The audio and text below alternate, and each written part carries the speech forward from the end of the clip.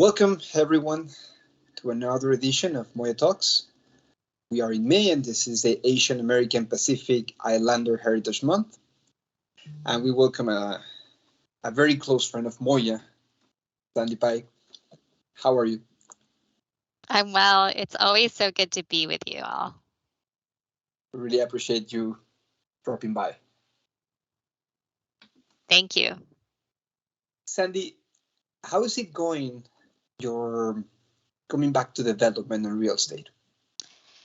It's been great. I never actually completely left. I've just been on a different side of the table. As you know, last year I was at DC Green Bank, and then I recently joined the team at Foulger-Pratt, where we're standing up an affordable housing business. So that's really exciting. I like standing things up, as you know. Tell us a little bit more about your work at Foulger-Pratt. Well, we are, as I said, we're in the process of standing up an affordable housing business. So that's typically involving low-income housing tax credit deals. Often those deals include bonds that are allocated from an issuing authority in a state. And so the day-to-day is really varied, but our LIHTC business is, we actually just closed on our first LIHTC deal 2 days ago, which is very exciting. We're part of preserving nearly 200 units of affordable housing in the part of New York where I grew up, which is even, that's kind of special as well. An area near and dear to my heart in central New York. And, it's affordable housing for seniors, it's a rehabilitation, and so it's housing preservation. We're also in the process of working on a deal in the district, my now hometown. So that's also a lot of fun. I really enjoy being a part of, providing housing solutions for the community. And so that's one of the reasons that I came here. Excellent. So you're enjoying your time. I am. So last year you joined us as part of our sustainability series, representing DC Green Bank. And now this is our Asian American Pacific Islander Heritage series, which is a very broad term. We have covered it in the past few interviews, and we have covered how it includes several cultures into one broad, huge region. How do you self-identify? Yeah, a full continent. A couple of, actually. How do you self-identify in terms of background and identity? There's actually a few different ways that I identify myself. In this particular context, I would describe myself as a second-generation Korean American. And what, on the personal level, how do you navigate that identity, and how has it influenced you? It's really evolved over the years. As a child, as I mentioned earlier, I grew up in central New York. I grew up it was a semi-rural part of the country, about 30 miles south of Syracuse, New York. And that was not an area that had a lot of people who weren't of European descent. We were very, I felt definitely like I stuck out quite a bit there. And, but the really interesting thing about growing up in central New York is that it really helps me understand that, people come from all kinds of backgrounds. And the way that we can connect in any community is really just understanding people. Everyone has their backstory, everyone has their history of how they ended up where they are. And our ability to understand that about other people is what it all comes down to. So, one of the things that I did when I was growing up as a teenager was I went away to summer camps, and I went away to summer camp in LA. I went away to boarding school for a year, both in places where there was a much more significant Asian American community than the one I grew up in, which I can count on one hand how many families of Asian descent there were. And, what was interesting about those experiences as a young adult, those are the first times I had ever experienced being around other people my age. that had where there was a significant Asian American community, any kind of significance, right? Like, I mean, like I said, 5 families. That was who we were in our community, and it gave me this sense of cultural belonging that I had never experienced before. It led me to really gravitate towards cities. After I graduated from high school, I moved to Boston for college, and then I lived in New York City. I went to Silicon Valley for grad school, and then I came down to the DC area. Fundamentally, what I can say when I think back to my childhood and what really drives me from a cultural standpoint is, every person is a human being, no matter where they come from. And it's just so important for us to see that in each other. That's beautiful. Now, I know you're really deep into public policy and history.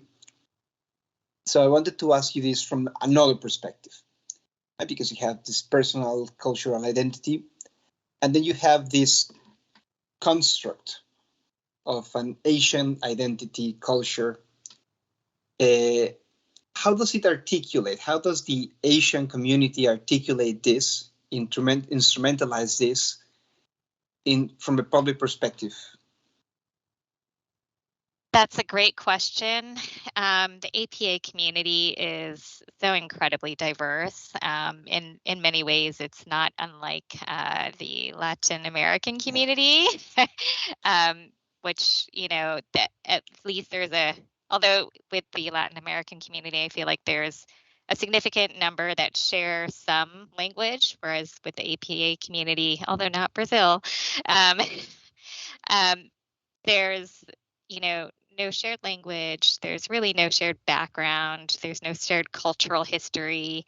What we share is an experience in this particular country of being considered an outsider, and being easily identified as an outsider, which has interesting characteristics, I think, and particularly right now, there's I think there's a lot of language in the way that we talk about race relations in the U.S. where, Asian Americans are, and APAs, like, we haven't even kind of settled on what we call ourselves, in some ways. Like some people, say AAPI, which is Asian American Pacific Islanders, which I find really strange because the Pacific Islanders get to be Americans too, right? But it's just these things evolve because it started somewhere and then people tack on stuff. But from a policy standpoint, we get placed in buckets based on what's convenient for the person who's speaking. So sometimes we're included, sometimes we're excluded, and other times we're forgotten altogether. So that is, from where I sit, being from the APA community, just pretty weird and sometimes really unfortunate and sometimes harmful. But what it does provide is a really interesting both historical context and also a really great opportunity to expand how we think about race relations, this weird construct that is placed upon everyone, not just in the US, but I think across the globe. And we're a very visible, invisible class of people. And I think that's also very interesting. One of the things that is, I think, a constant across many communities, both here and across the globe, is there are a lot of times and places where there's a second class created, where there's an underclass created, and there's an upper class, lots of stratification in society. And then there's often an invisible class. One thing that I think is talked about a lot, for example, is modern slavery. There's so much interaction that we have in society, where we are blinding ourselves to modern slavery. And I think that is just one great example of how important it is to use our opportunities to engage in deeper conversations to really elevate visibility of what's invisible but standing right before us.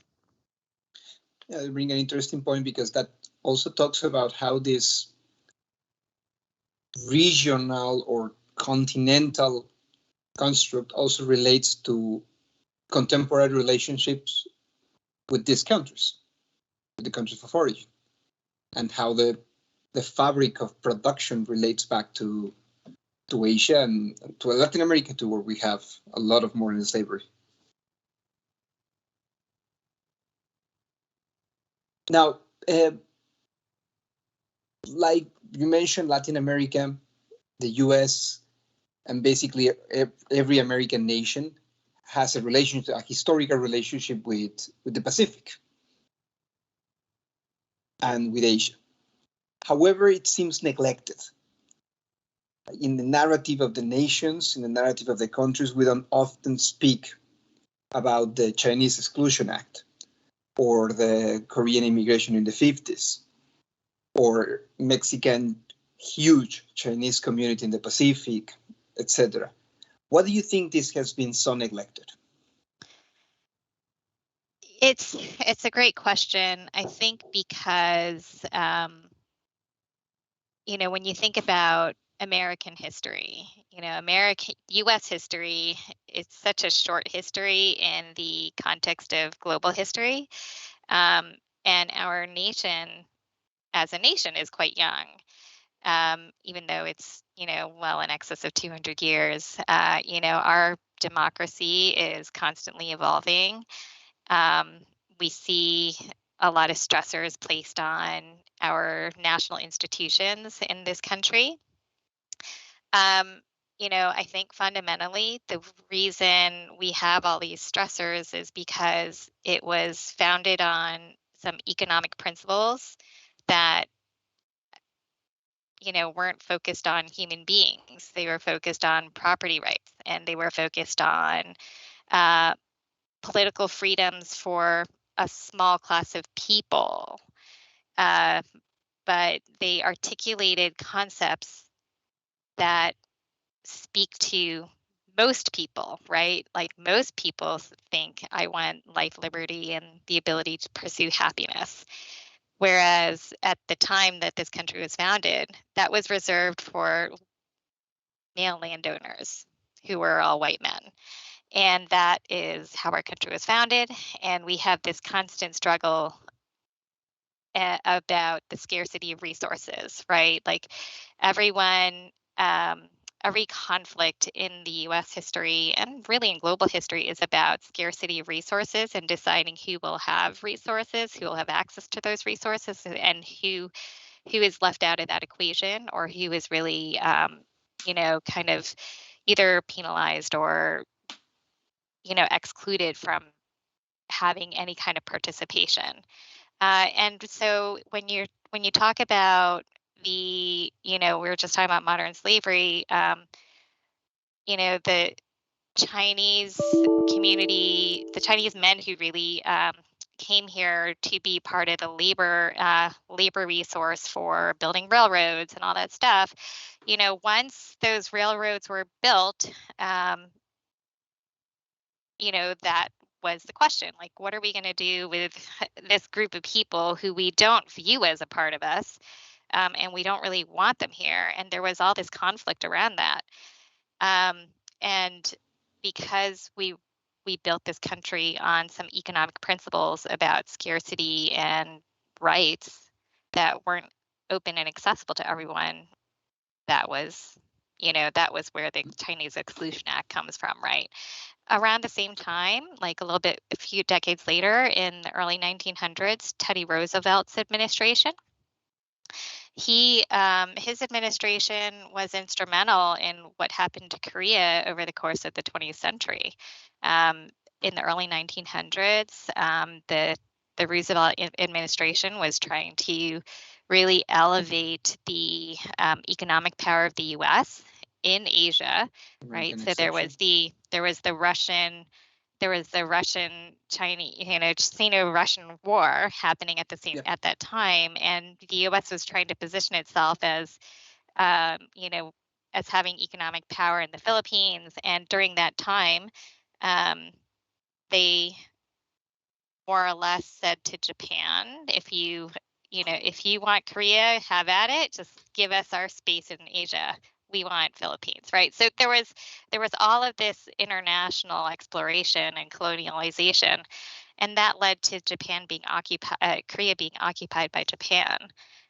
It's that occupation and then the subsequent world wars that resulted in South Korea being split into two countries, and ultimately results in, my family immigrating, in the late 60s. But all of that backdrop, again, has everything to do with economic positioning and the ability of people to think of others as not having the same humanity as oneself.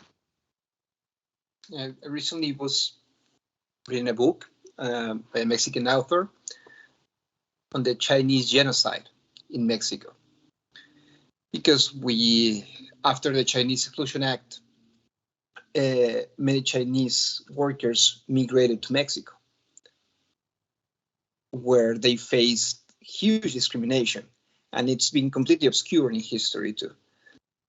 But if you track it, as you say, it's economical factors, right? Because many of the workers that were brought into the US in the late 19th century, mid 19th century, were actually related to the British invasion of China.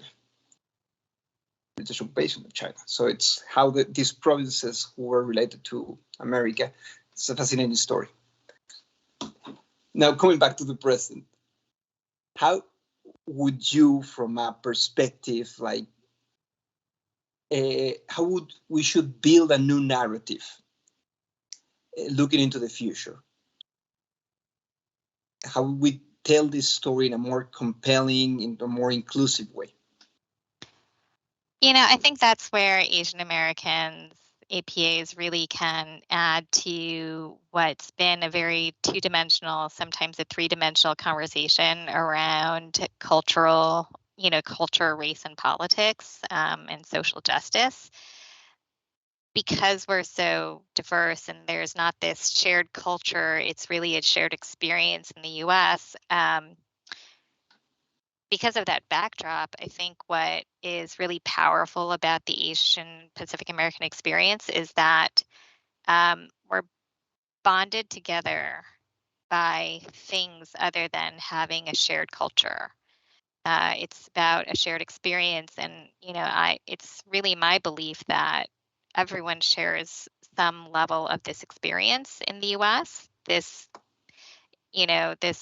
struggle for dignity and justice and having access to the American promise. And I think that really should be a global.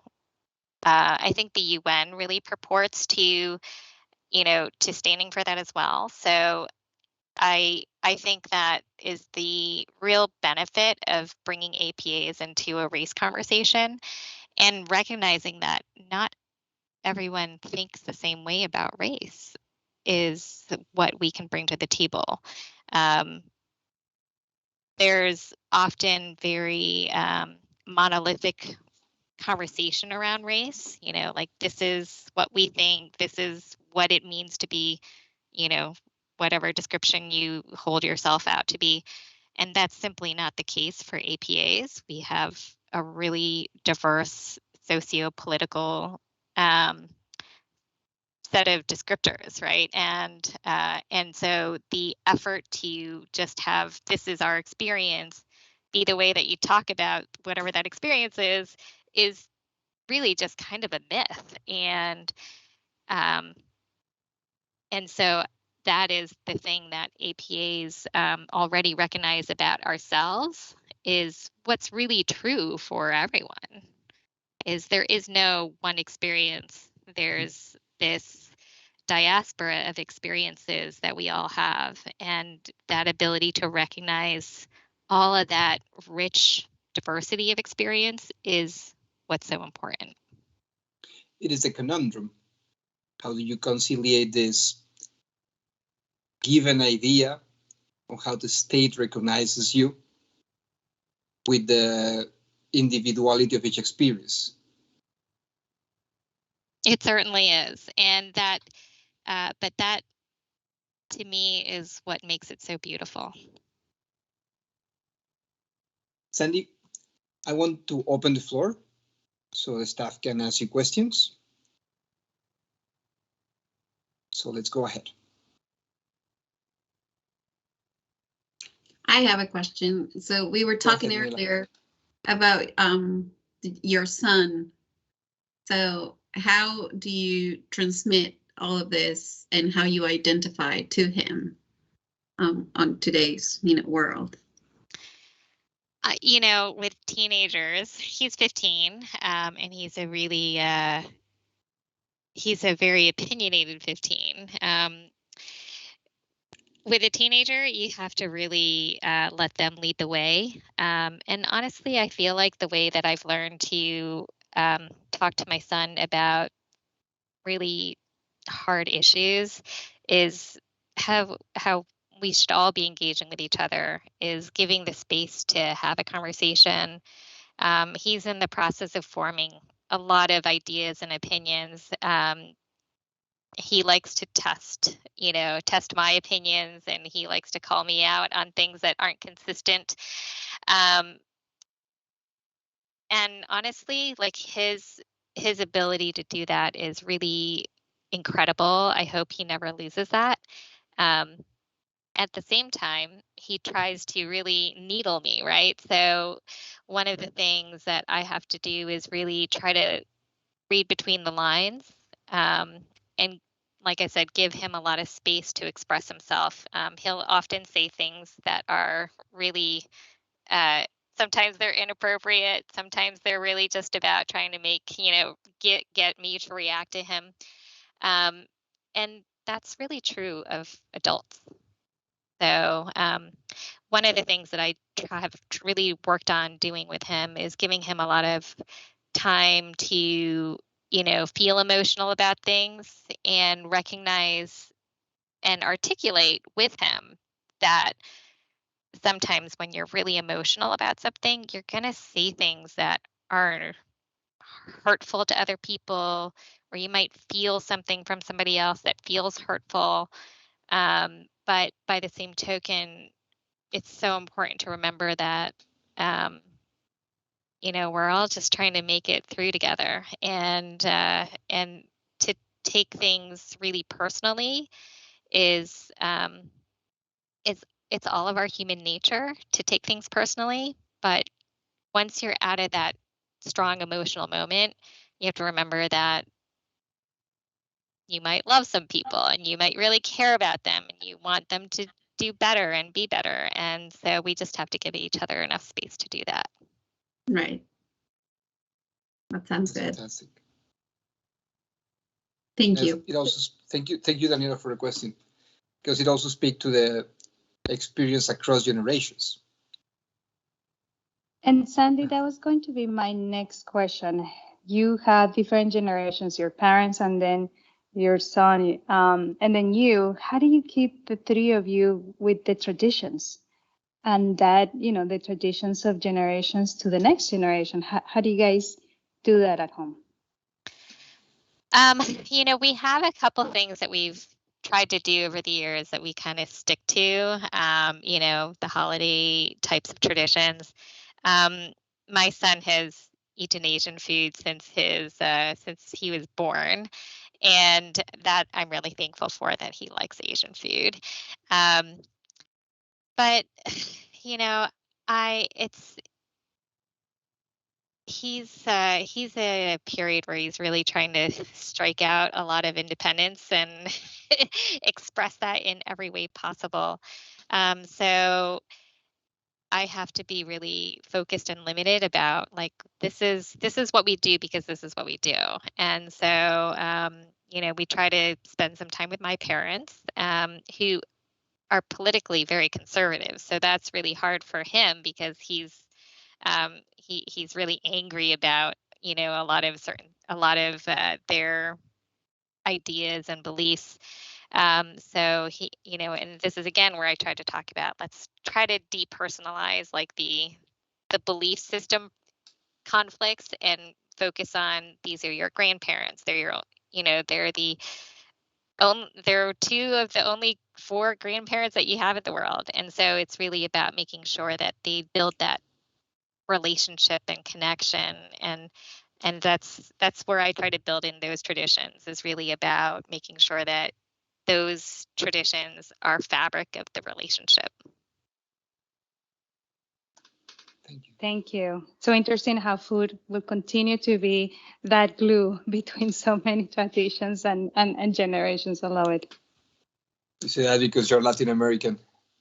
We just love food. I feel like every culture has its connection through food. Pablo, go ahead, please. Okay. Hi, and thank you for the talk. Really amazing. I was lucky enough to visit Seoul 5-6 years ago.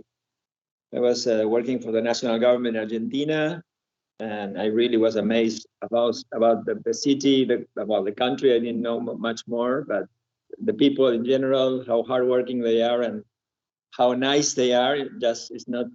I'm not making it out to just say it, but they're the nicest people, and we almost didn't understand each other in the street and everywhere. My question is, given the growing cultural ascendance of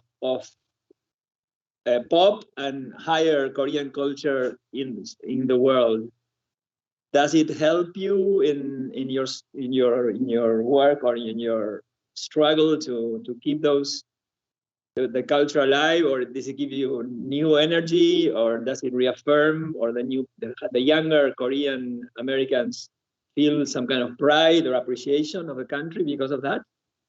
Yeah, that's so interesting, because one of the things that I was thinking about when I was emailing with Rodrigo about this was when I was growing up, there was not a lot of Korean pride in this country, right? Like we just didn't have, I mean, Korea was a developing country. It was not doing well. When my parents were growing up, they grew up in 2 wars. It was really, really impoverished. And, they were lucky if they had rice. Rice was not something that everyone got to eat the way that we eat today, right? Like, I mean, we just have so much more access to food. I mean, my mom grew up eating barley, and she had a little bit of rice when she was lucky. But my son, going back to what Paula asked me about earlier, he says things that are completely different from how I grew up. We live in a part of Northern Virginia where there is a pretty significant Korean community in Annandale. And he'll say things like, why do all the Korean guys have these super muscular arms? And I was like, that's so funny, because when I was growing up, there was not a lot of, Korean males in general. And you definitely didn't think of the Korean males as being like these buff guys. So I am really thankful for him that he has better, just sort of better representation in our daily life than what I grew up with, because I think that's going to really alter, some of the things that I think both women and men, but particularly men in my generation, really struggled with. There was a lot of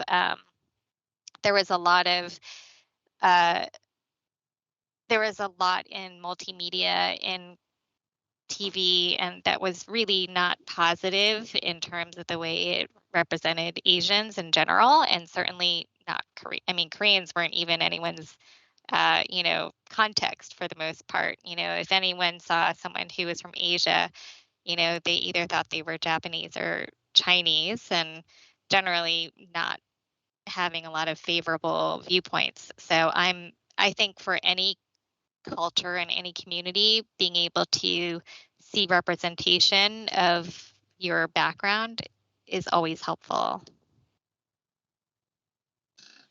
Thank you. Thank you. Thank you, Sandy. Sandy, this has been an amazing interview. We really, really appreciate your time. I hope you enjoyed it and you had a good time too. Thank you. I always enjoy talking with you, Rodrigo.